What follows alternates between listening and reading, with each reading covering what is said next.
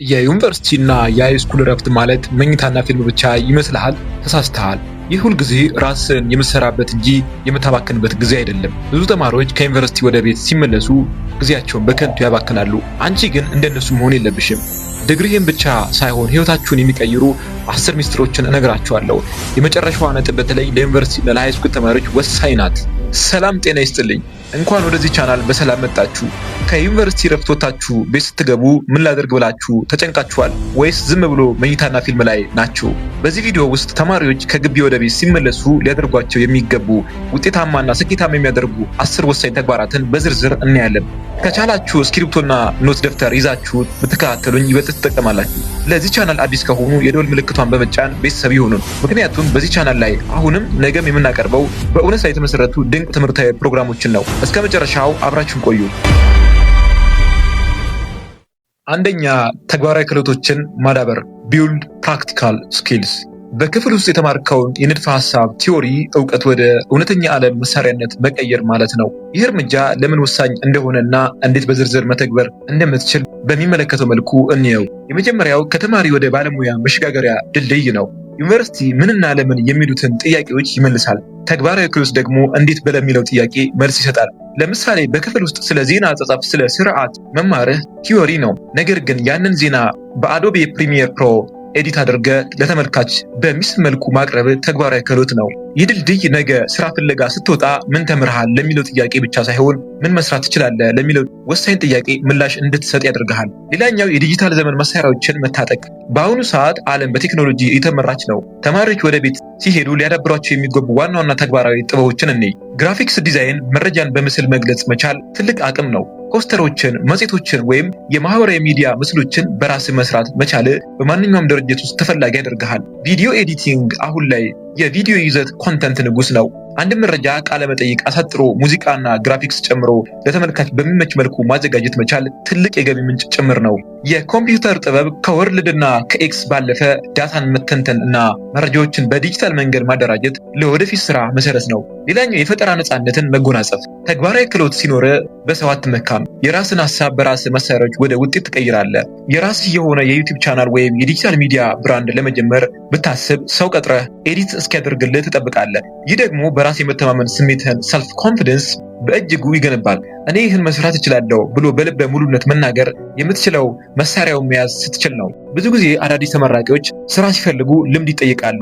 ተግባራዊ ክህሎት ማዳበር ደግሞ የልምድ መተኪያ ነው። ቤት በምትሆንበት ጊዜ የምትሰራቸው ትናንሽ ፕሮጀክቶች፣ ለምሳሌ ለአንድ ድርጅት በነፃ የሰራኸው ዲዛይን ወይም ያቀረብከው ቪዲዮ እንደ ፖርትፎሊዮ ያገለግልሃል። ቀጣሪዎች 100 ገጽ ቲዮሪ ከጻፈ ተማሪ ይልቅ 1 ደቂቃ የምትይዝ ምርጥ ቪዲዮ የሰራን ተማሪ መቅጠር ይመርጣሉ። ታዲያ እንዴት እንጀምር ካልከኝ በዝርዝር እንየው።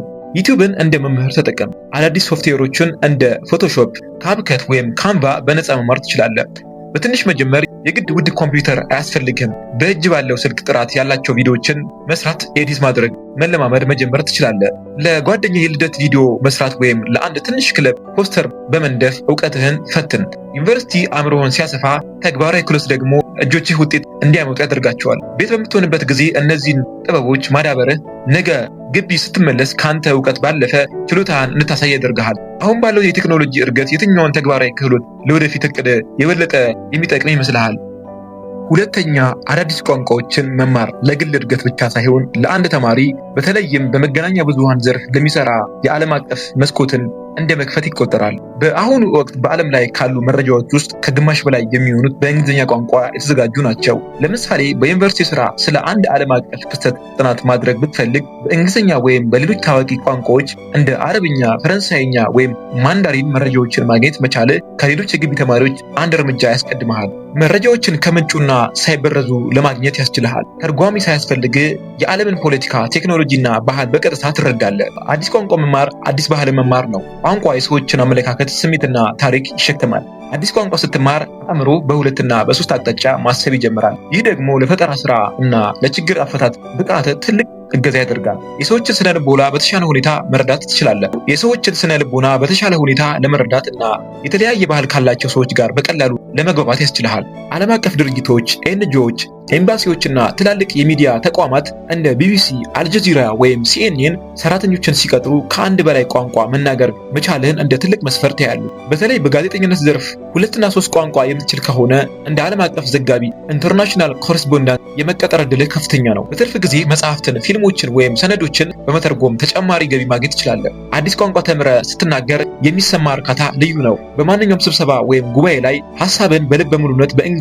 ወይም በሌላ ቋንቋ መግለጽ መቻል በሰዎች ዘንድ ያለን ተሰሚነት ይጨምራል። አልችልም የሚለውን ፍርሃት ሰብረ አዲስ ነገር መልመድ ለሌሎች የህይወት ፈተናዎች ጥንካሬ ይሆናል። ታዲያ እንዴት ውጤታማ በሆነ መንገድ መማር ይቻላል? ቤት በምትሆንበት ጊዜ እነዚህን ቀላል ዘዴዎች ተጠቀም። የቋንቋ መተግበሪያዎችን አፕስ እንደ ዱኦሊንጎ ወይም ባቤል ያሉ መተግበሪያዎችን በመጠቀም በቀን 15 ደቂቃ ብቻ በመለማመድ መጀመር ትችላለህ። ሌላኛው ፊልሞችና ዜናዎችን መከታተል። የእንግሊዝኛ ፊልሞችን ከነጽሁፋቸው ሰብታይትልስ ማየት ቃላትንና አነጋገራቸውን በቀላሉ ለመረዳት ይረዳሃል። መጽሐፍትን ጮህ ብሎ ማንበብ የምላስን መጣመም ለማስተካከልና የቃላትን አጠራር ፕሮናውንሴሽን ለማሻሻል ይረዳሃል። በምትማረው ቋንቋ ስትናገር በስልክ ቀርጸ መልሰህ አድምጠው። ስህተትን ለማረም ይረዳሃል። ቋንቋ ማለት ድልድይ ነው። ብዙ ቋንቋ በቻልክ ቁጥር ወደ ብዙ ሰዎች፣ ወደ ብዙ ዕውቀትና ወደ ብዙ እድሎች የሚወስዱ ድልድዮችን ትገነባለህ። ከአፍ መፍቻ ቋንቋ በተጨማሪ የትኛውን ቋንቋ አቀላጥፈ መናገር ትችላለህ? ለምሳሌ እንግሊዝኛን ይበልጥ ማሳደግ ወይስ ሌላ አዲስ ቋንቋ መጀመር? ሶስተኛ የማንበብ ልምድን ማሳደግ ኢምፕሩቭ ሪዲንግ ሃቢትስ።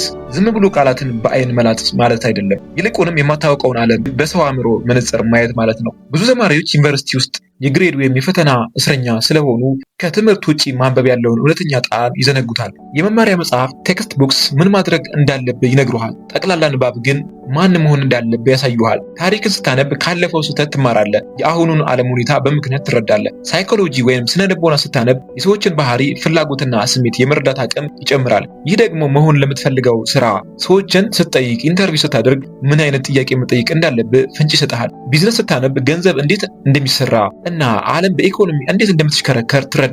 አንድ መጽሐፍ ስታነብ ጸሐፊው ለዓመታት የደበቀውንና ያከማቸውን ዕውቀት በጥቂት ሰዓታት ውስጥ እየቀሰምክ ነው። ለምሳሌ ስለ ስኬት የሚናገር መጽሐፍ ስታነብ ያ ጸሐፊ በሕይወቱ የወደቀባቸውንና የተነሳባቸውን ምስጢሮች በቤት ቁጭ ብለት በነፃ እያገኘ ነው። ይህ ማለት ካልተማሩት መማር ሳይሆን ካለፉት ሰዎች ዕውቀት መበደር ማለት ነው። ይህም ከአንተ በተሻለ ዕውቀት ካላቸው ሰዎች ጋር ስትቀመጥ በልብ በሙሉነት እንድትወያይ ያደርግሃል። ንባብ የተሻለ ብቃት አይጠይቅም። ንባብ የተሻለ የቃላት አጠቃቀም ቮካብለሪ እንዲኖር ያደርግሃል። ብዙ ያነበበ ሰው ሲናገር አይንተባተበም። ሐሳቡን በግልጽና በሚስብ ቋንቋ መግለጽ ይችላል። በሕክምና ዘርፍ ለምትሰማራ ሰው ደግሞ ንባብ ለሪሰርች ጽሑፍ ስራም ሆነ ለንግግር ነዳጅ ነው። በባዶ አእምሮ የሚስብ ዜና ወይም ሪፖርት ሊያመርት አይችልም። ዩኒቨርሲቲ በፈተናና በውጤት ግፊት አእምሮን ሊያስጨንቀው ይችላል። አንድ ጥሩ ልቦለድ ወይም ታሪካዊ መጽሐፍ መያዝ ግን ከዚህ ጭንቀት አውጥቶ ሌላ ዓለም ውስጥ ያስገባሃል። ይህ ንቁ እረፍት አክቲቭ ሪሴት ይባላል። አእምሮ የተዝናና አዲስ ዕውቀትን ይሸምታል። ታዲያ እንዴት ንባብን የቤት ስራ ሳይሆን ደስታ እናደርገዋለን? እንዲህ ነው ነገሩ። ንባብ እንዲሰለችህ ካልፈለግ እነዚህን ዘዴዎች ተጠቀም። የሚስብን ዘርፍ ምረጥ። የግድ ከባድ መጽሐፍ መጀመር የለብህም። በታሪክ የምትመሰጥ ከሆነ በታሪክ ጀምር። ስነ ልቦና ከሳበህ ከዚያ ጀምር። ሌላኛው የ10 ገጽ ህግ፣ በቀን 10 ገጽ ብቻ ማንበብ። ይህ ማለት በወር አንድ መጽሐፍ መጨረስ ትችላለህ ማለት ነው። ዲጂታል ንባብን ተጠቀም። መጽሐፍ ገዝቶ ማንበብ ካልተመቸህ በስልክ ላይ ፒዲኤፍ ወይም ኦዲዮ ቡክስ ተጠቀም። በተለይ በጉዞ ላይ እያለ ማድመጥ ትልቅ ጊዜ ይቆጥባል። ሌላኛው ወርቃማው እውነት፣ ዛሬ የምታነባቸው መጽሐፍትና ዛሬ የምትገናኛቸው ሰዎች ከ5 ዓመታት በኋላ የምትሆነውን ማንነት ይወስኑታል። በአሁኑ ሰዓት በአእምሮ ውስጥ ይህንን መጽሐፍ ባነበው ደስ ይለኛል የምትለው አንድ መጽሐፍ ወይም ርዕስ አለ? ለምሳሌ ስለ ኢትዮጵያ ታሪክ፣ ስለ ስኬት ወይስ ስለ ሚዲያ ጥበብ? አራተኛ የገቢ ምንጭ መፍጠር። ሳይድ ሀስል ሲባል ዝም ብሎ ገንዘብ ማግኘት ብቻ ሳይሆን ተምሮ ተቀጣሪ ከመሆን ተምሮ ሰራተኛ ወይም አሰሪ የመሸጋገሪያ የመጀመሪያው እርምጃ ነው። በተለይ በዩኒቨርሲቲ ረፍት ወቅት ወደ ቤት ስትመለስ ይህንን ማድረጉ ለኪስም ለወደፊት ህይወትም ትልቅ ትርጉም አለው። ሳይመረቁ በፊት የገቢ ምንጭ መፍጠር ትልቅ ጥቅሙ መውደቅ አለመፍራትን ነው። እንደ ተማሪ ቤተሰብ ጋር ስለሆን የመኖሪያና የምግብ ጭንቀት የለብህም። ስለዚህ አዳዲስ የቢዝነስ ሀሳቦችን ለመሞከር ምርጥ ጊዜ ነው። በሙያ ለምሳሌ በፐብሊክ ሪሌሽን ወይም በጋዜጠኝነት ጽሑፎችን ለድረገጾች በመጻፍ ወይም ለትናንሽ ድርጅቶች የማህበራዊ ሚዲያ ማስታወቂያዎችን በመስራት ብትጀምር ስህተት ብትሰራ እንኳ ትልቅ ኪሳራ ሳይሆን ትልቅ ትምህርት ታገኝበታለህ። በአሁኑ ዘመን በትርፍ ጊዜ ገቢ ማግኘት የሚቻልባቸው መንገዶች በአብዛኛው ከቴክኖሎጂ ጋር የተያያዙ ናቸው። ዩቲዩብ የምታውቀውን ነገር ለምሳሌ የዩኒቨርሲቲ ተሞክሮና የታሪክ ትንተና ወይም የቴክኖሎጂ መረጃ ለሰዎች በማጋራት ተከታይ ማፍራት ትችላለህ። ይህ መጀመሪያ ላይ ገቢ ባያመጣም እንኳ ቆይቶ ግን አንተ ተኝተህ እንኳ የሚከፍልህ የማይነጥፍ ገቢ ምንጭ ይሆናል። የማህበራዊ ሚዲያ አስተዳደር ሶሻል ሚዲያ ማኔጅመንት ብዙ ነጋዴዎች ፌስቡክ ወይም ቴሌግራም ገጽ አላቸው፣ ግን እንዴት እንደሚመሩት አያውቁም። አንተ በምትማረው የኮሙኒኬሽን እውቀት ተጠቅመህ ይዘቶችን በማዘጋጀት ብታግዛቸው ክፍያ ታገኝበታለህ። ከቤተሰብ እጅ መጠበቅ ሰልችቶ ከሆነ በራስ ጥረት የምታገኛት ትንሽ ሳንቲም የምትሰጥ በራስ መተማመን ስሜት ልዩ ነው። የራስን ኢንተርኔት ካርድ መግዛት፣ የምትፈልገው መጽሐፍ መግዛት ወይም ለጓደኞች ግብዣ ማድረግ ስትችል የሚሰማ ኩራት ለቀጣይ ትምህርት ትልቅ መነሳሳት ሞቲቬሽን ይሆናል። ብዙ ተማሪዎች ስራ የሚፈልጉት ተመርቀው ዲፕሎማቸውን ወይም ዲግሪያቸውን ሲይዙ ነው። አንተ ግን በትርፍ ጊዜ ስራ መጀመር ተመርቀ ስትወጣ የ4 ዓመት ስራ ልምድ አለኝ ማለት ትችላለህ። ለምሳሌ በተማሪነት የጽሁፎችን እጽፍ ነበረ፣ የዩቲዩብ ቻናል አስተዳደር ነበር፣ ወይም የኦንላይን ሽያጭ አከናውን ነበር። ከምንም ተነስቶ ቅጠሩኝ ከሚለው ተማሪ በላይ ቀጣሪዎችን ይስባል። ችሎታህን መርምር። መጻፍ ትችላለህ? ቪዲዮ ኤዲት ማድረግ ትችላለህ? ወይ ሰዎችን ማሳመን? መድረክህን ምረጥ። ቴሌግራም፣ ቲክቶክ፣ ዩቲዩብ ወይም የሰው በሰው ልዩ ግንኙነቶችን ስትጀምር በነፃ ጀምር። መጀመሪያ ላይ እውቀት ለማግኘት ለሰዎች በነፃ ወይም በትንሽ ክፍያ ስራ አላቸው። ሰዎች ስራህን ሲወዱት ክፍያህም አብሮ ይጨምራል። ታጋሽ ሁን። የጎንዮሽ ገቢ ሳይድ ሀስል በአንድ ጀንበር ሀብታም አያደርግህም፣ ነገር ግን ዘላቂ ውጤት አለው። አስታውስ፣ ሀብታም ለመሆን የግድ ትልቅ ቢሮ አያስፈልግህም። የሚያስፈልግህ ትልቅ ሐሳብና ያንን ሐሳብ ወደ ስራ የሚቀይሩ ስልክና ኢንተርኔት ብቻ ነው። አንተ አሁን ባሉ ክህሎቶች ለምሳሌ ቪዲዮ በመስራት ወይም በመጻፍ የትኛውን የገቢ ምንጭ መንገድ ይበልጥ ማራኪ ሆኖ አግኝተኸዋል? አምስተኛ፣ በዚህ ክፍል ስለ ኔትወርኪንግ እና ያንን ስለሚያጠናክረው ጥቁር ነጥብ ጥልቅ የሆነ ትንታኔ እናደርጋለን። ይህ ለወደፊት የምርምርና የሚዲያ ጉዞ እንደ ኮምፓስ አቅጣጫ ጠቋሚ የሚያገለግልህ ወሳኝ ነጥብ ነው። ጠንካራ የስራ ግንኙነት መፍጠር ኔትወርኪንግ የሀብት መጠን መለኪያ ነው። ዩር ኔትወርክ ኢዝ ዩር ኔት ወርዝ። በሚዲያ እና በኮሚኒኬሽን ዓለም ውስጥ ብቸኝነት ስኬትን አያመጣም። ኔትወርኪንግ ማለት በዙሪያ ካሉ ሰዎች ጋር የጥቅም ብቻ ሳይሆን የሀሳብና የእውቀት ትስስር መፍጠር ማለት ነው። የመረጃ ቀዳሚነት ኢንሳይደር ኢንፎርሜሽን ብዙ ጊዜ ምርጥ የስራ ዕድሎች ጋዜጣ ላይ አይወጡም ወይም በይፋ አይነገሩም። በኔትወርኪንግ ውስጥ ያሉ ሰዎች ግን እገሌ ጋር እንዲህ አይነት ክፍት ቦታ አለ ወይም ይህ ድርጅት አዲስ ፕሮጀክት ሊጀምር ነው የሚሉ መረጃዎችን ቀድመው እንዲያደርሱ ያደርጋሉ። የባለሙያ ምስክርነት በአካባቢ ያሉ አንጋፋ የሶፍትዌር ኢንጂነሪንግ ወይም የቢዝነስ ሰዎችን አንተን እንዲያውቁ ማድረግ ትልቅ ዋስትና ነው። አንድ ቀን ለስራ ስትወዳደር ይህ ልጅ ጎበዝና ታታሪ እንደሆነ አውቀዋለሁ የሚል ምስክርነት ከአንድ ትልቅ ባለሙያ ማግኘትህ ከሺህ የዲግሪ ወረቀቶች በላይ ክብደት አለው። የሐሳብ መበልጸጊያ ማይንድሴት ኢፌክት ካንተ በተሻለ እውቀት ካላቸው ሰዎች ጋር ስትቀመጥ የአስተሳሰብ አድማስ ይሰፋል። እነሱ የሚያነሷቸው ነጥቦች፣ የሚጠቀሟቸው ቃላትና የሚያዩዋቸው አቅጣጫዎች አንተን ሳታውቀው ፕሮፌሽናል ያደርጉሃል። ዩኒቨርሲቲ መጨረስ የጉዞ መጀመሪያ እንጂ መጨረሻው አይደለም። ይህ አባባል ለብዙ ተማሪዎች ሾክ ሊሆን ይችላል። ምክንያቱም ብዙዎችን ዲግሪ ስንይዝ ሁሉንም ነገር የጨረስን ይመስለናል። ግን እውነታው ተቃራኒ ነው። ዲግሪው መግቢያ ፍቃድ፣ ትኬት እንጂ ወንበር አይደለም። የዩኒቨርሲቲ ዲግሪ የሚሰጥህ ወደ ስራው ዓለም እንድትገባ መብቱን ብቻ ነው። ስለዚህ ገብተህ ወንበር ይዘህ ለመቀመጥ ግን እውነተኛው ትምህርት ያስፈልግሃል። እውነተኛው ትምህርት ደግሞ ሰዎችን ማሳመን፣ በጊዜ ገደብ ዴድላይን ውስጥ ስራህን መጨረስ እና ከሰዎች ጋር ተስማምቶ መስራት ነው። ዓለም በየቀኑ ትለውጣለች፣ ወይንም the world is dynamic።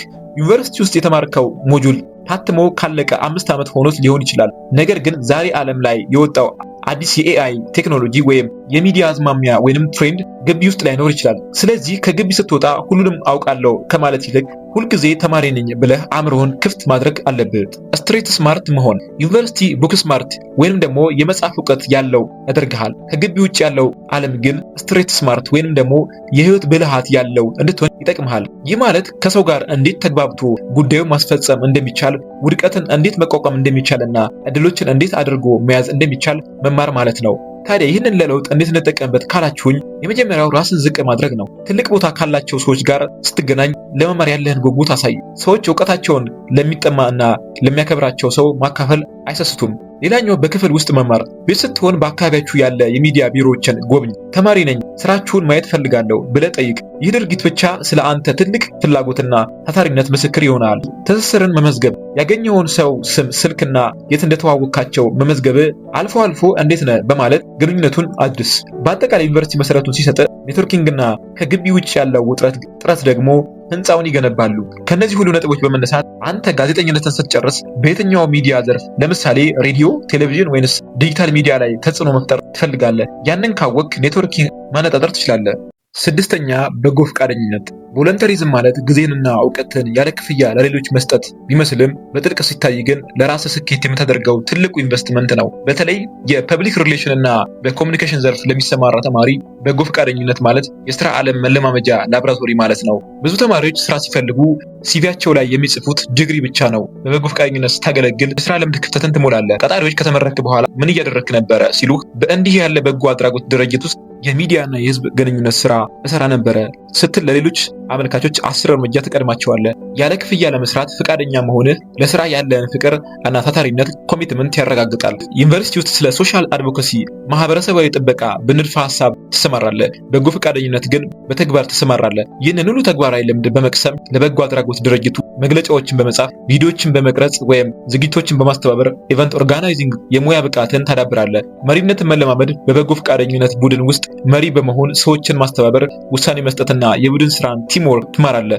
እነዚህ ነገሮች ክፍል ውስጥ በንግግር ብቻ አይገኙም። በበጎ ፈቃደኝነት የምታገኛቸው ሰዎች ተራ ሰዎች አይደሉም፣ ባለሙያዎችን ታገኛለህ። በጎ አድራጎት ድርጅቶችን የቦርድ አባላት ውስጥ ትላልቅ ባለሙያዎችን፣ የቢዝነስ ሰዎችንና የመንግስት ኃላፊዎች ሊኖሩ ይችላሉ። አንተ በስራ ካዩህና ካደነቁ ነገ ለትልቅ ስራ ሪፈረንስ ዋስትና ይሆኑሃል። ተመሳሳይ ዓላማ ያላቸው ሰዎች ማግኘት ካንተ ጋር በበጎ ፈቃደኝነት የሚሰሩ ወጣቶች ነገ የሙያ አጋሮችህ ሊሆኑ ይችላሉ። ከሙያው ጋር ያለህ ቁርኝነት ምንድን ነው? ለምሳሌ የኮኦፐሬቲቭ ተማሪ በጎ ፈቃደኝነት ልዩ ትርጉም አለው። ከሙያው ጋር ያለህ ቁርኝነት ምንድን ነው? ለምሳሌ የኮኦፐሬቲቭ ተማሪ ለበጎ ፈቃደኝነት ልዩ ትርጉም አለው። ታሪክ የማግኘት እድል በማህበረሰቡ ውስጥ ገብተህ ስትሰራ ማንም ያላያቸው ልዩ የሰው ልጅ ታሪኮች ሂውማን ኢንተረስት ስቶሪስ ታገኛለህ። እነዚህን ታሪኮች በመመዝገብና ተማሪ እያለ ስምህን ማሳወቅ ትችላለህ። የመግባባት ጥበብ ኤምፓቲ፣ ከተለያዩ የኑሮ ደረጃ ካላቸው ሰዎች ጋር መገናኘትህ ሰዎችን የመርዳትና የማክበር ችሎታ ያሳድጋል። ይህ ደግሞ ለጥሩ ሙያ ወሳኝ ስብዕና ነው። በአጭሩ በጎ ፈቃደኝነት ኪስህን ባይሞላውም ጭንቅላትህን በእውቀት ልብህን በርካታ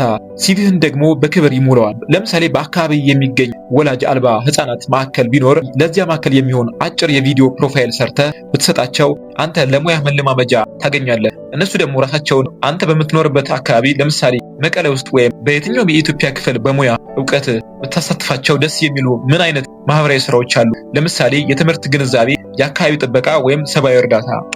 ሰባተኛ ጤናማ የአኗኗር ዘይቤ መከተል። ጤናማ የአኗኗር ዘይቤ መከተል ስንል ዝም ብሎ መታመም አለመታመም ማለት አይደለም። ይልቁንም አእምሮ፣ አካልህ ለትልቅ ዓላማ ዝግጁ እንዲሆኑ የማድረግ ጥበብ ማለት ነው። ብዙ ተማሪዎች ዩኒቨርሲቲ ውስጥ በውጤት ጥም እና በካምፓስ ህይወት ግፊት ምክንያት ጤናቸውን ይዘነጋሉ። ቤት ስትመለስ ይህንን ማስተካከል ለምን ወሳኝ እንደሆነ በዝርዝር እንየው እስኪ። የመጀመሪያው ዩኒቨርሲቲ ውስጥ የአመጋገብ ስርዓትን በካፌ ምግብ፣ እንቅልፍ ደግሞ በንባብ ወይም በወሬ የተዛባ ሊሆን ይችላል። ቤት ስትገባ የሚገኘውን የተመጣጠነ ምግብ እንደ አትክልት፣ ፍራፍሬ እና የእናት እጅ ምርጥ ወጥ በስርዓቱ መመገብ ሰውነት ያጣውን ቫይታሚንና ማዕድን እንዲያገኝ ያደርገዋል። በቀን ከ7 እስከ 8 ሰዓት መተኛት አእምሮ ትምህርት ቤት ውስጥ ያከማቻቸውን መረጃ በደንብ እንዲያደራጅና ሪሴት እንዲያደርግ ይረዳዋል። ስፖርት መስራት ለጡንቻ ግንባታ ብቻ አይደለም። በተለይም ለዚህ ዘመንና የፈጠራ ስራ ለሚሰማራ ሰው ስፖርት ወሳኝ ነው። ለምን? ስፖርት ስትሰራ አእምሮህ ኢንዶርፊን የተባለ ደስታን የሚሰጡ ኬሚካሎችን ያመነጫል። ይህ ደግሞ በግቢ ቆይታ የተከማቸውን ጭንቀት፣ ስትረስ ያጠፋል። ጠዋት ጠዋት ሩጫ ወይም የእግር ጉዞ ማድረግ ቀኑ ሙሉ ንቁ እንድትሆንና አዳዲስ የፈጠራ ሀሳቦችን ለምሳሌ ለቪዲዮዎችህ የሚሆኑ ርዕሶች በጭንቅላትህ እንዲመላለሱ ያደርጋል። አእምሮህ ልክ እንደ ስልክ ባትሪ ነው። ቻርጅ ካልተደረገ ይጠፋል። ከቴክኖሎጂ ርቀህ ተፈጥሮ ማየት፣ ዝምታን መለማመድ ወይም የምትወዳቸውን የትርፍ ጊዜ ስራዎች እንደ ስዕል፣ ሙዚቃ ወይም የአትክልት ስራ ማዘወተር ትችላለህ። ሁልጊዜ ስልክ ላይ ከመሆን ወጥተህ አእምሮህ እንዲያርፍ እድል መስጠት። ይህ ለረጅም ጊዜ ትኩረት የመስጠት ትምህርትን ፎከስ ስፓን ይጨምራል። ሌላኛው ብዙ ጎበዝ ተማሪዎች ስራ ሲጀምሩ በፍጥነት በርናውት ይሆናሉ፣ ማለትም ይሰለቻቸዋል። ምክንያቱም አካላቸውን አልገነቡትም። ስኬት ሩጫ ስፕሪንት ሳይሆን ረጅም ጉዞ ማራቶን ነው። በጤናት ላይ አሁን ኢንቨስት ካላደረግ ነገ ገንዘብና ዝና ሲኖረ የምትደርስበት ጤናማ አካል ታጣለህ። በየትኛውም ሙያ ዜና ለመዘገብ ሜዳ ላይ ስትሮጥ፣ ረጅም ሰዓት ስትቆም ወይም በጭንቀት ውስጥ ሆነ ሪሰርች ስትሰራ ጤናማ አካልና አእምሮ ካለ ከሌሎች የተሻለ ትጸናለህ። ታዲያ እንዴት ይሄንን እንጀምር? ቢውልድ ስሞል አቶሚክ ሃቢትስ። ውሃ ጠጣ። በቀን ቢያንስ 2 ሊትር ውሃ መጠጣት አእምሮህን እንዳይዝል ያደርገዋል። ጠዋት ተነስ። በዩኒቨርሲቲ የለመድከውን ማምሸት ትተህ ጠዋት ተነስተህ ፀሐይና ንጹህ አየር ማግኘት። ምግብህን አጣጥም። ስልክ እያየህ ሳይሆን ምግቡን እያጣጣምክ መመገብ ለምግብ መፈጨትና ለስነ ልቦና እርካታ ይረዳሃል። አስታውስ፣ ሰውነትህ የምትኖርበት ብቸኛው ቤትህ ነው። ስለዚህ በሚገባ ተንከባከበው። አንተ ቤት ስትሆን በብዛት የምታዛቸው አእምሮን የሚያዝናና ተግባር አለ ወይስ አዲስ ለመጀመር እያሰብክ ነው? 8ኛ የገንዘብ አጠቃቀምን መማር። ፋይናንሻል ሊትሬሲ ሲባል ዝም ብሎ ገንዘብ አለማውጣት ማለት አይደለም። ይልቁንም ገንዘብን እንደ ባሪያ ማዘዝ እንጂ ገንዘብ እንዲያዝህ አለመፍቀድ ማለት ነው። ለወጣት ተማሪ የገንዘብ አያያዝ ጥበብን ማወቅ የነጻነት ቁልፍ ነው። ከመብላት በፊት ዝራው ወይንም ሴቪንግ ኤንድ ሲድ መኒ። ብዙዎቻችን የምናስበው ገንዘብ የምንቆጥበው ተርፎን ነው። እውነታው ግን ተርፎን ሳይሆን ቆርጠን ነው መቆጠብ ያለብን። ይህ ማለት ከቤተሰብ የምታገኘውን ፖኬት መኒ ወይንም ደግሞ ከጎንዮሽ ስራ ሳይድ ሀሰል የምታገኘውን ጥቃቅን ገቢ ቢያንስ 10% ወይም 20% ለብቻው ማስቀመጥ። ይህም የምትቆጠበው ገንዘብ ነገ ተመርቀ ስትወጣ ለራስ የሚሆን ትንሽ ካሜራ፣ ላፕቶፕ ወይም የቢሮ ኪራይ መክፈያ ሳይድ መኒ ይሆናል። መቆጠብ ማለት ለወደፊት ማንነት የምትሰጠው ስጦታ ነው። ፍላጎትና ፍላጎትን መለየት ዋንትስ ኤንድ ኒድስ። የገንዘብ አጠቃቀም ትልቁ ፈተና የሚያስፈልገንን እና የምንመኘውን ነገር ለይቶ አለማወቅ ነው። አዲስ ስልክ መግዛት ፍላጎት ወይንም ደግሞ ዋንት ሊሆን ይችላል። ለምትፈልገው የሚሆንን ኢንተርኔት መግዛት ግን አስፈላጊ ወይንም ደግሞ ኒድ ነው። ገንዘብ ከማውጣት በፊት ይህንን ነገር ካልገዛ በህይወቴ ላይ ችግር ያመጣል ብለህ ጠይቅ። መልሱ ምንም ከሆነ ያንን ገንዘብ ለቁም ነገር ወይንም ደግሞ ለመጽሐፍ ወይም ለስልጠና መዋል ይሻላል። ኢንቨስትመንትን በአእምሮ ላይ ማዋል።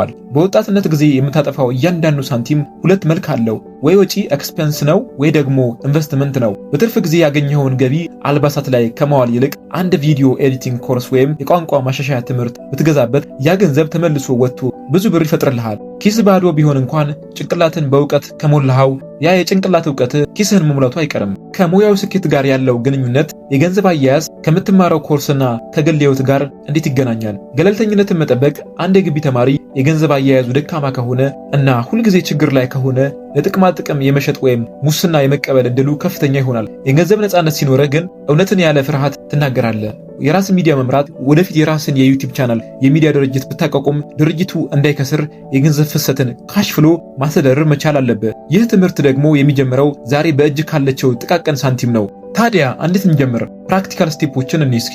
የምታወጣውን እያንዳንዱ ሳንቲም ማስታወሻ ደብተር ላይ ወይም ስልክ ላይ ጻፍ። ወዴት እየሄድክ ነው? ስታወጣ መቆጣጠር ትችላለህ። የ72 ሰዓት ህግ አውጣ። አንድ የሚያምር ነገር አይተህ ለመግዛት ስትጓጓ 72 ሰዓት ወይንም ደግሞ 3 ቀን ታገስ። ከ3 ቀን በኋላ አሁንም ካስፈለገ ግዛው። ካልሆነ ግን ስሜታዊ ግዢ ነበር ማለት ነው። የባንክ አካውንትህን በቀላሉ ወጪ የማታደርግበት ለምሳሌ ኤቲኤም ካርድ የሌለው የቁጠባ አካውንት ይኑረህ። በዚህ ላይ አንድ ወርቃማ አባባል አለ። ሀብታም መሆን ማለት ብዙ ማግኘት ብቻ ሳይሆን ካገኘኸው ላይ በጥበብ አስተረፈ ለነገ ማስቀመጥ መቻል ነው። አንተ አሁን ባለው ሁኔታ ገንዘብን በብዛት የምታውለው ለምንድን ነው? ለምሳሌ ለምግብ፣ ለቴክኖሎጂ ወይስ ለመዝናኛ? ይህንን ማወቅ የመጀመሪያው እርምጃ ነው። 9ኛ ዲጂታል ማንነትን መገንባት። ፐርሰናል ብራንዲንግ ሲባል በሶሻል ሚዲያ ላይ ዝም ብሎ መታየት ማለት አይደለም። ይልቁንም ዓለም ስለ አንተ ምን እንዲያስብ ትፈልጋለህ የሚለውን ጥያቄ በዲጂታል መንገድ የመመለስ ጥበብ ነው። በአሁኑ ዘመን ያንተን የዲጂታል ገጽታ ልክ እንደ መንጃ ፍቃድ ወይም እንደ ፓስፖርት አስፈላጊ ነው። ዲጂታል አሻራ ዩር ዲጂታል ፉትፕሪንት። ዛሬ ማንኛውም ቀጣሪ ባለሀብት ወይም አጋር አንተን ከማግኘቱ በፊት ስምህን ጎግል ማድረጉ አይቀርም። ጎግል ላይ ስምህ ሲጻፍ የሚመጣው መረጃ ምንድን ነው? ዝም ብሎ የፌስቡክ ፎቶ ወይም የሰራቸው ስራዎች? ዲጂታል ማንነትን ስትገነባ ሰዎች አንተን ሲፈልጉ እንዲያገኙት የምትፈልገውን መረጃ አንተ ራስህ ትመርጣለህ። ይህ ማለት በአካል ካልተገናኘሃቸው ሰዎች ጋር እንኳ በእውቀት እንድትተዋወቅ ያደርግሃል። የዲጂታል ዓለም ቢሮ ሊንክዲን ለባለሙያዎች የተሰራ የፌስቡክ ሙያዊ ስሪት ነው። እዚህ ገጽ ላይ የት እንደተማርክ፣ ምን አይነት ክህሎት እንዳለ፣ ለምሳሌ ዜና አጻጻፍ፣ ቪዲዮ ኤዲቲንግ እና ምን አይነት በጎ ፈቃደኝነት ላይ እንደተሳተፍክ በዝርዝር ታስቀምጣለህ። ስለተማርከው ሙያ የምታውቀውን መረጃ ወይም ያነበብከው መጽሐፍ አሳጥሮ በማጋራት ሰዎች ይህ ልጅ በሙያው ንቁ ነው የሚል ግምት እንዲኖራቸው ያደርጋል። ሊንክዲን ላይ የምታደርገው እንቅስቃሴ በዓለም ዙሪያ ካሉ ትላልቅ የሚዲያ ተቋማት ጋር እንድትገናኝ በር ይከፍትልሃል። አንተነትህ እንደ ብራንድ ይገለጽ። ልክ እንደ ኮካኮላ ወይም እንደ አፕል አንተም የራስህ መለያ ብራንድ ሊኖርህ ይገባል። አንተ በምን ትታወቃለህ? በስፖርት ትንተና ወይስ በቴክኖሎጂ መረጃ? የማህበራዊ ሚዲያ ገጾች ላይ የምታገኛቸው ነገሮች ሙያዊ መሆናቸው እና አንተን የሚገልጹ መሆን አለባቸው። ዛሬ ስለተማርከው ስነ ምግባር ጽሑፍ ነገ ደግሞ ጭቅጭቆች ውስጥ የምትገባ ከሆነ ብራንድህ ይበላሻል። ዲጂታል ማንነታችሁ ከእውነተኛው የሥራ ዓለም ጋር እንዴት ይገናኛል? እድል ፈላጊ ሳይሆን እድል ሳቢ መሆን አለባችሁ። ዲጂታል ማንነት ጠንካራ ከሆነ ስራ ፍለጋ አይደክምም። ይልቁንም ሰዎች የሰራኸውን አይተናል አብረን እንስራ ብለው ይፈልጉሃል። አካባቢን ገደብ ሰብራችሁ መሄድ አለባችሁ። መቀለ ሆነ አዲስ አበባ ወይም አሜሪካ ስለ ድርጅት በሪሞት መስራት የምትችለውን ዲጂታል ማንነት ያንተ የዩቲዩብ ቻናል ወይም የጽሑፍ ሎጎ የችሎታ ቀጥተኛ ምስክርነት ፖርትፎሊዮ ይሆናል። እንዴት መጀመር ይቻላል? ፕሮፋይልን አስተካክለህ በሁሉም ገጾች ላይ የምትጠቀመው ፎቶ ግልጽና ሙያዊ ይሆን። ባዮ ጻፍ። ማንነትህንና ምን መስራት እንደምትችል የሚጽፍ ጽሑፍ አስቀምጥ። ለምሳሌ ጆርናሊዝም ስቱደንት ፓሽኔት አባውት ዲጂታል ስቶሪቴሊንግ ኤንድ ሩራል ሚዲያ ብለህ መጻፍ ትችላለህ። ጠቃሚ ነገር አጋራ። በሳምንት አንድ ጊዜ እንኳን ስለ ሙያ ጠቃሚ መረጃ ፖስት አድርግ። በአንተ ሙያ ያሉ ትላልቅ ሰዎችን ፎሎ በማድረግ እነሱ ከሚያጋሩት እውቀት ጋር ተማር። በዲጂታል ዓለም ውስጥ ዝምታን አለማጥፋት ነው። ስለዚህ ባለው እውቀት ተጠቅመህ ድምፅህን አሰማ፣ ዓለምም ትሰማሃለች። አንተ በአሁኑ ሰዓት በብዛት የምትሰማው ሶሻል ሚዲያ የትኛው ነው? እዚያ ገጽ ላይ ያለህ ማንነት ከወደፊት ሙያ ጋር ይጣመራል። አስረኛ ራስን መገምገምና ግብ ማስቀመጥ ሰልፍ አሰስመንት ኤንድ ጎል ሴቲንግ። ይህ የመጨረሻው ነጥብ የሁሉንም ነጥብ ስኬት የሚወስን የመርከቧ መሪ ነው። ብዙ ሰዎችን በትምህርት በስራና በህይወት ውስጥ ይደክማሉ፣ ነገር ግን ውጤት አይታይባቸውም። ምክንያቱም የሚደክሙት አቅጣጫ ሳይዙ ነው። ራስን መገምገምና ግብ ማስቀመጥ ማለት የት መሄድ እንዳለብህ አውቀህ የት መድረስ እንደምትፈልግ ካርታ መሳል ማለት ነው። ራስን መገምገም ማለት ቆም ብሎ ራስን በመስታወት እንደማየት ነው። ከዩኒቨርሲቲ እረፍት ወጥተህ ቤት ስትመለስ የሚከተሉትን ጥያቄዎች ለራስህ መመለስ አለብህ። ጥንካሬ ምንድን ነው? ለምሳሌ ጎበዝ ጸሐፊ ነኝ ወይስ ሰዎችን የማሳመን ችሎታ አለኝ? ዶክመንቴ ምንድን ነው? ለምሳሌ ጊዜ በአግባቡ አልጠቀምም ወይስ በሰው ፊት መናገር እፈራለሁ? እድሎቼ ምንድን ናቸው? ለምሳሌ ያለኝ ስልክ ምርጥ ቪዲዮ ይቀርጻል ወይስ በአካባቢ ያሉ ባለሙያዎች ሊረዱኝ ይችላሉ? ይህንን ማወቅ ባልሆነ መንገድ ላይ በመጥፎ የምታባክነውን ጉልበት ይቆጥብልሃል። ሌላኛው የስማርት ግቦች ኃይል ትልቅ ነው። ግብ ስታስቀምጥ ዝም ብሎ ትልቅ ሰው መሆን እፈልጋለሁ ማለት ግብ አይደለም፣ ምኞት ነው። ውጤታማ ግብ ስማርት መሆን አለበት። ጎበዝ መሆን ሳይሆን ቪዲዮ ኤዲቲንግ መማር፣ በሳምንት 2 ቪዲዮዎችን ኤዲት አድርጌ እጨርሳለሁ። አቺቨብል ሊደረስበት የሚችል ባሉ መሳሪያዎች ልትሰራው የምትፈልገውን ነገር መስራት፣ ከተማርከው ኮርስ ጋር የሚሄዱ እና በመጨረሻዎቹ 3 ወራት ውስጥ ይህንን አሳካለው የሚል እቅድ ይኑረህ። ራስን ወደ ተግባር መቀየር ዲ አክሽን ፕላን። ትልቅ ግብ ብቻውን ያስፈራል። ስለዚህ ወደ ትናንሽ የቀን ተቀን ተግባራት መቀየር ያስፈልጋል። ለምሳሌ ግብህ ታዋቂ የዩቲዩብ ኮንተንት ክሪኤተር መሆን ከሆነ የዛሬ ስራ ስለ አንድ ርዕስ ጽሑፍ ማዘጋጀት ብቻ ነው። ጥቅሙ በየቀኑ የምታደርጋት አንዲት እርምጃ በአመት ውስጥ 365 እርምጃዎችን እንድትራመድ ታደርግሃለች። ይህ ደግሞ ተራራውን እንድትወጣው ያደርግሃል። በየትኛውም ዲስፕሊን እና በኮሚኒኬሽን ስራ ውስጥ እቅድ ከሌለ በዜና ማዕከል ትዋጣለህ። አንድ ጎበዝ የሶሻል ሚዲያ ባለሙያ መረጃ ከመስራቱ በፊት የዚህ ዜና ግብ ምንድን ነው? ምን ለውጥ ያመጣል ብሎ ያቅዳል። ይህንን ልምድ በግል ህይወት ስትለማመድ በራስህም ላይ እጅግ ስኬታማ ትሆናለህ። ራስን ስትገመግም ካለፈው ዓመት ማንነት ጋር እንጂ ከሌላው ሰው ጋር አትወዳደርም። ያንተ ብቸኛ ተቀዳሚ ትናንት የነበርከው አንተነትህ ነው። ታዲያ እነዚህን እንዴት ወደ ተግባር መለወጥ እንችላለን? እንዲህ ነው ነገሩ። ማስታወሻ ደብተር ይኑርህ። ሐሳቦችንና ግቦችን በጽሑፍ አስፍር። በጭንቅላትህ ያለ ሐሳብ ህልም ነው። በወረቀት ላይ የሰፈረ ሐሳብ ግን እቅድ ነው። ከመተኛት በፊት ዛሬ ለግሌ ምን ሰራው ብለህ ራስን ጠይቅ። ተለዋዋጭ ሁን። ግብ ላይ ስትጓዝ እንቅፋት ካላጋጠመ መንገዱን ቀይር እንጂ ግቡን አትቀይር። ወርቃማ ወደ መደምደሚያ ዩኒቨርሲቲ መግባትህ እድል ሊሆን ይችላል። ዩኒቨርሲቲ ጨርሰህ ስኬታማ መሆን ግን ውሳኔ ነው። ውሳኔ ዛሬ በምታስቀምጠው ግብ ይጀምራል። እስካሁን ያየናቸው 10 ነጥቦች ህይወታችሁን ሊቀይሩ የሚችሉ ቁልፍ ናቸው። ከነዚህ ሁሉ ውስጥ ዛሬውኑ እጀምረዋለሁ የምትለው የመጀመሪያው ነጥብ የትኛው ነው? እናንተም ከነገርኳችሁ ከነዚህ ከ10 ነጥቦች ውስጥ አንዱን መጀመር ጀምሩ። ባጭሩ ዩኒቨርሲቲ መጨረስ የጉዞ መጀመሪያ እንጂ መጨረሻው አይደለም። እነዚህን 10 ነጥቦች በተግባር ስትተገብራቸው ነገ ወደ ግቢ ስትመለስ ካለፈው የተሻለ ማንነት ይዛችሁ ትመጣላችሁ። እነዚህን 10 ነጥቦች በተግባር ስትተረጉማቸው ነገ ወደ ግቢ ስትመለስ የተሻለ ማንነት ይዛችሁ ትመጣላችሁ። ከነዚህ 10 ነጥቦች ውስጥ እናንተን ይበልጥ የሳባችሁ የትኛው ነው? አስተያየታችሁን ኮሜንት ላይ ጻፉልኝ። ለሌሎች ተማሪዎች እንዲደረስ ቪዲዮውን ላይክ እና ሼር እንዲሁም ሰብስክራይብ ማድረጋችሁን አትርሱ። በሚቀጥለው ቪዲዮ እስከምንገናኝ ቻው።